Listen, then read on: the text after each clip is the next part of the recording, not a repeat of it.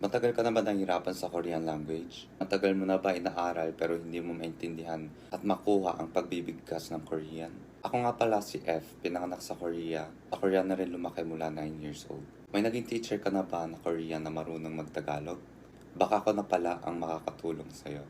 Gagawa ko ng Korean language class na gamit ang Tagalog para mas madali maintindihan ng mga Filipino. Pinaka-importante ay kailangan natin muna malaman ang history ng language na pag-aaralan natin. Pag-aaralan natin ay Hangul. Sino ba ang gumawa ng Hangul?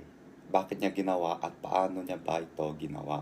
Ang name ng gumawa ng Hangul ay si Sejong, isa siyang hari na scientist. Siya ang gumawa ng business ng palayan, gamot at batas noong unang panahon. Pero ang pinakamalaki niya nagawa ay paggagawa ng Hangul. Year 1443 niya nga ginawa ang Hangul. So, ano kaya ang letters na gamit ng mga Koreans noong unang panahon?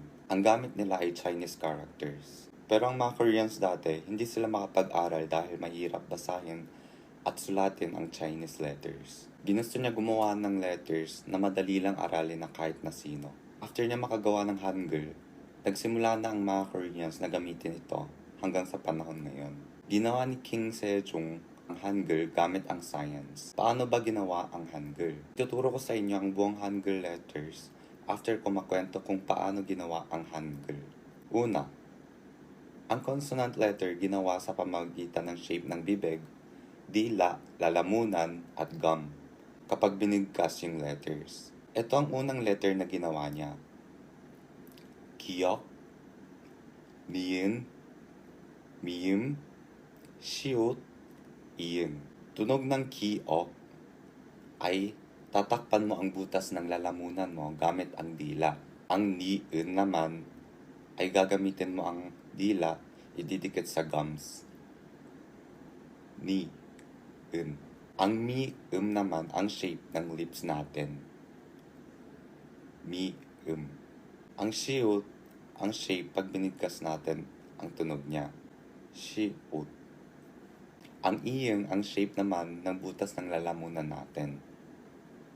Diyan nagsimula ang letters ng Hangul. Mula dyan, dinagdagan lang ng iba pang mga lines para makagawa ng tunog na mas malakas na sounds. Kaya, mas naging madali ang Hangul. Pangalawa, ang vowels. Ginawa niya to sa pagtingin niya sa araw, lupa, at nakatayong tao. Ang vowel na A ay sa pag-rise ng araw sa east. Ang O ay sa pag-sunset ng araw sa west. O ay yung araw na nasa taas ng lupa. U ay yung araw na nasa ilalim ng lupa. Dahil dyan, nagkaroon tayo ng 10 vowels. Dyan nga nagsimula ang Hangul. Ituturo ko na sa inyo ang buong alphabet ng Hangul.